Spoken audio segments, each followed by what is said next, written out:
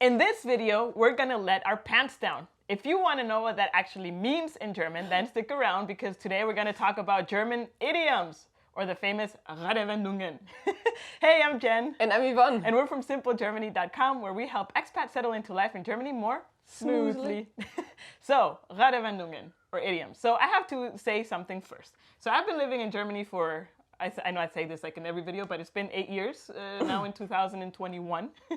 And, you know, it took some time for me to actually understand and speak German. And when I got to that level that I could understand a conversation, I was so proud of myself. I was like very happy until I realized how often Germans actually use the famous idioms. It's not just like, okay, every country has idioms, every language has idioms. However, I think in Germany, it's really part of the culture. What would you say? Absolutely. I mean, the funny thing is, obviously, when you live with another culture together, you pay attention so much more to things. You realize things so much more because they're pointed out at you, right? And we speak with idioms every single day in our easiest language. It's just part of it, and we don't really realize. I mean, I realize now because I see her confused face.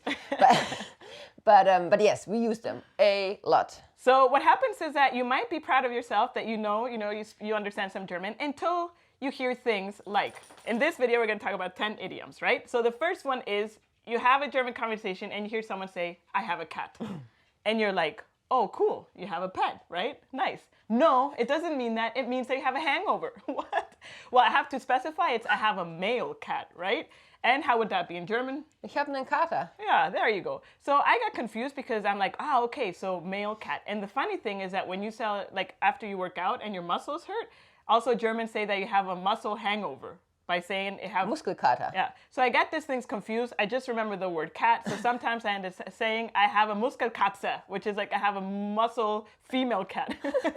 You know, it's just one of those things. So that's number one. I have a cat. So here I have a list. So let's go to idiom number 2, to go around the corner. So this, I realized, or I learned this idiom the hard way, I must say, because I was at work.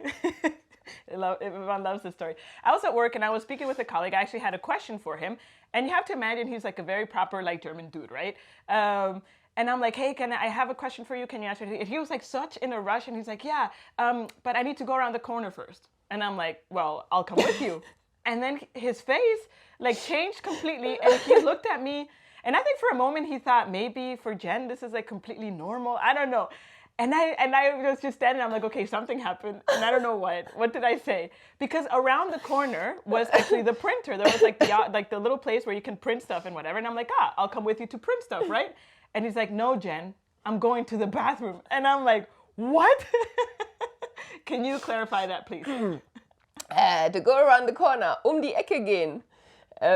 Ich muss mal die Ecke, oder ich gehe noch schnell die Ecke. Yeah. It means I'm going to the bathroom. It's just what it means. So again, you understand the words. You understand I'm going around the corner, but the meaning is what's hitting in all these things, right? Which is crazy. Okay, number 3 on my list is into the dolls. Mm-hmm. So we had a friend over once, and then we were preparing to go to bed, whatever. And then she's like, oh yeah, but tomorrow let's not sleep until the dolls. Again, I'm understanding, right? I understand schlafen, I understand let's not, I understand the German sentence, but then into the dolls. And then I'm struggling there thinking like, into the, like, is that like, you know, like, and so I turn around to him and I'm like, whoa, what does that mean? In German, you would say, bis in die Puppen schlafen. Sleeping into the dolls. So what is that?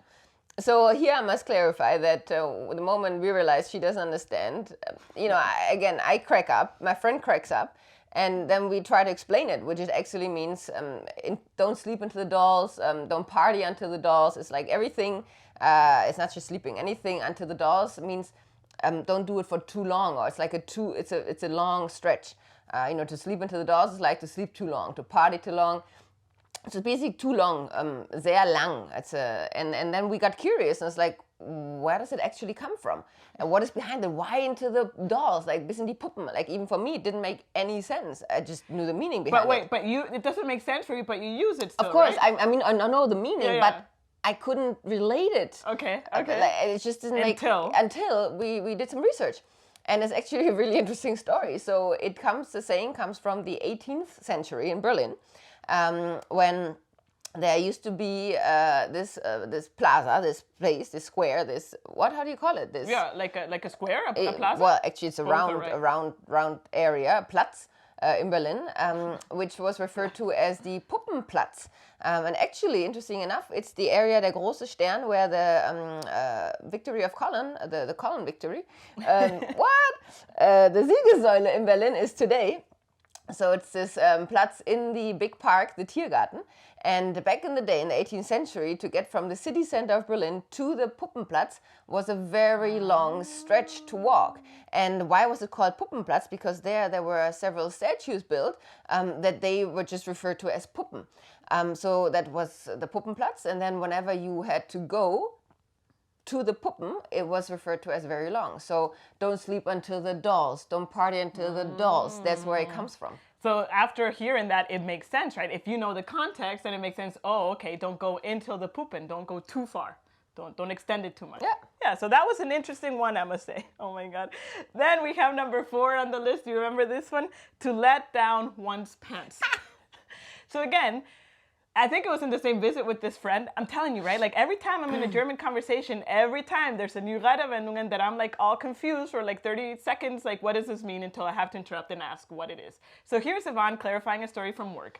And then she's like, I know the scene, right? She's speaking to her boss, whatever. And then she says, and then I let my pants down. What? And I'm like, okay. She's talking with her boss and then she lets her pants down. Like, why? Like, I know it's nothing like sexual or anything, right? But I'm there sitting, and then Yvonne looks at me, she's like, you don't know this one either, do you? And I'm like, no, what does it mean? So what does it mean to let one's pants down? Die Hose runterlassen. It literally means to speak the truth. Like, I refer to letting down the pants, show what you got, like there's nothing to hide. So you just gotta be honest. So that's like being honest with someone is when you let your pants down with someone. Yeah, that's what we're doing in this video, letting our pants down. Okay, another one, number 5 on my list is I make me from the field. Okay, I literally translated that from German. It would be I leave the field. Yeah, but if you would translate word for word, it would be like I make me from the field. Yeah. And again, I was in a house party in Germany, right? And then this one guy said, okay, I make me from the field, choose.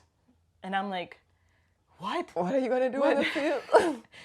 Because like in this context, I start wondering because there are fields nearby. So is he going to a field? And it must be clarified that like, the guy has a very dry humor also. So he didn't say it as enthusiastically as Jen just said. It was more like, ich mach mich vom Acker. I make me from the field. Bye. And I'm like, okay, so I don't know. Maybe he's going to go walk around the field. Like, I don't know. But what does it mean? Sich vom Acker machen. The Acker is the field, like a crops field. From farmers, and it literally means I'm leaving the field. Like I'm done. I'm leaving. I'm done. I'm done working in that sense. But if in a party setting, ich mach mich vom Acker, meaning I'm leaving. I'm going home. Yeah, there you go. If only I would have known. By the way, after he said that, because he knew at this point that I didn't understand all the idioms, so he said it just to like look at me for the reaction, and then everyone laughed for like 20 seconds until someone explained it to me. Yeah. Number 6 on my list is here is dead pants, right? And then so this story actually, before I moved to Germany, I tried very hard to learn German back in Guatemala. And what I would do is that I would listen to German bands and try to translate the lyrics, right? And I remember there was this band called Die Totenhosen. I don't know why. There is this band called Die Totenhosen in Germany, which, by the way, after years of living in Germany, I realized, oh, they actually come from Dusseldorf and they have pretty cool songs, right? Now that I got the context a little bit more. But anyways, once we were having a conversation with your mom, and then she was saying something, blah, blah, blah, and then they were the Totenhosen. And I was like, ooh, so the band was there? And I was thinking, but how can the band be there? Like, that was a very small party. Like, I was so confused until... She didn't say Totenhose. She said, da war tote Hose. There were dead pants. Yeah. Well, I heard Totenhosen, and I thought it was a band. So can you clarify this, please? Tote Hose is often referred to as, I was going to say as dead pants. Haha. As dead pants. Wow. Well, how do I even translate that? As there's nothing's going on. The party is dead. Like there's no energy. It's boring. Okay. Yeah. So keine Stimmung. Keine Stimmung, as the Germans say. Would this only be for pants, or could it be like for an event, like a sporting event? For pants? Would this only be for sorry. pants? Is this only for parties? Is it only for parties, or is it also for like events, like a sporting event or a conference, or is it just for like party settings? Okay, conference, I wouldn't say that. For a sports event, well, if on the ranks there is no Stimmung, then Also, you could say there. you could say that, but it's usually referred to as to, well, parties, not like club parties, but also like a German house party. Ah, okay, yeah. Or gatherings, yeah. Okay, all right, okay. Okay, I got it. Okay, so number 7 on my list is to shoot cannons at sparrows. So you have to also understand this, right? If you're an expat, if you're a German, you might actually realize you do this too, because Yvonne does it as well.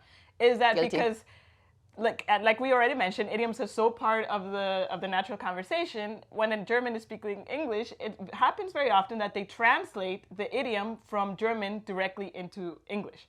So I'm having this conversation with a coworker, and she tells me, I think I did something, or I suggested something, and she was like, yeah, Jen, but don't use cannons to shoot at sparrows. And I was like, what am I doing? Like, where do I have the cannons, right? Like, it took me a while to understand, like, this was the saying, right? Because it's in a conversation, and I hear this for the first time. And I'm like, what does that mean? And then she explained to me, which is... Well, in German, it's nicht mit Kanonen auf Spatzen schießen. And I mean, if you think about it, yeah, don't shoot with cannonballs on the tiny little sparrows. It's overkill. Overkill. That's the meaning. Overkill. Yeah. So again, another like minute for her to explain to me what she meant, right? Number 8 on my list is to have a bird. And again, this doesn't have to do with having a pet. Although, Ivan, you have tons of birds. So Germans tend to say I don't have this. tons of birds! on your sweater. Germans say, how do you say this? Don't have a bird. Hallo. So it really means... No, it's not don't have a bird. It's like, du hast wohl einen Vogel. Okay, well, I tried to be German there, so you totally failed. But anyway, so to have a bird means to be crazy? To be cuckoo, to be crazy, like to, not make any sense, to, Yeah, to be cuckoo. Yeah, a little bit. Maybe because cuckoo and cuckoo du hast einen bird. Vogel. Yeah, there you go. We That's even what do the whistle. So that comes part of the idiom right there. Number 9 on my list is to make a Polish. Yes. And again, this I realized in a party, and I think you said it to me, right? Like, and again, this is a typical, we were speaking English, right? And Ivan tells me, yeah, I think we're gonna have to make a Polish today. And I'm like, is that a cocktail drink? Is that a shot? Like, I'm like, what does that even mean to make a Polish, right? Can you please clarify what you meant? Einen polnischen machen, would you say in German? And I mean, again, we didn't come up with this, right? The nationality, we didn't put that in there, but it's just referred to as leaving again an event, a party, whatever, a gathering, without saying goodbye. It's like sneaking away. And we do it, but actually we do it a lot, and it's referred to as to make a Polish. Yeah? Okay. But why do we do it? Because otherwise, it's very common that if you would say goodbye, especially to like the host of the evening, they would not let you go. It's like, come on, let's have another drink. No, it's too early. You're leaving already. Yeah. That is very, very common. And if you want to avoid that, because either you're tired or you have to get up super early in the next morning, or it's just that pants and you not enjoy it, or I don't know what, then you just leave without saying goodbye, sneaking away, and that's referred to as making Polish. So the next day, most common or not, your friends or whoever were there is like, na, gestern einen polnischen gemacht? Na, you made a Polish yesterday? The na is very important, eh? Na? And funny enough, I was actually once at a party, and there was a Polish friend there, and guess who made the Polish first? The Polish guy. I'm not saying anything about Polish, right? But like, it was just a coincidence that I found super funny. I totally teased them the next day. Well, I would say months about that actually. So number 10, and I would say my favorite maybe one on the list, is the famous could have bike chain. Bike chain. What the hell? If this is the very first time you hear this, you'd be like, what the hell? So this is referred to, so first of all, how do you say it in German? Hätte. Fahrradkette. And this is a saying that you say when you wish you could have done things differently, right? So let's say yesterday I ate too much ice cream, right? So today I might complain to Ivan, I'm like, oh man, yesterday I ate too much ice cream. I wish I would have not. Hätte. Fahrradkette, she would say, right? Well, in German, if someone would complain, ich hätte nicht so viel Eiscreme. Ich hätte nicht so viel Eis essen sollen. And there you have it, ich hätte nicht so viel. So you're complaining to yourself that you should not have done that. And then the common reaction of the other person is like, hätte. Hätte. Fahrradkette. So with that, I'm going to tell you a story, right? And I'll let my pants down for this story and let's see if you understand. I really hope I'm not shooting with cannons at sparrows by using all these idioms, or Redewendungen as the Germans call it, but you know, bear with me. So I was in a German house party, and I actually had to make a Polish because it was just dead pants there. I don't have a bird, I promise. That's how it was. However, I had a long way ahead of me to get home. I was gonna walk. So I made sure that before I made me from the field, I went around the corner. I slept until the dolls the next day, and oh boy, did I have a cat. But you know, I wish I would have drank a little bit less the day before, but as Germans say it, could have, bike chain. It's very well done. So I hope you learned some German idioms. These, I don't know, I would say some of them are very common that you would find in the German Absolutely, language. yes. Yeah? And even more, you know, there's endless things. We have actually gathered 111 idioms that we found super funny in simplegermany.com. We will put the link to that whole blog post or article in the description below. So if you are curious to know more German idioms, there you can find them down there. So if you like this kind of content and you found this super cool, make sure to hit that like button. That would really help Simple Germany out. Also hit that subscribe button, right, if you had fun with us today. And I hope we get to see you next time. Tschüss!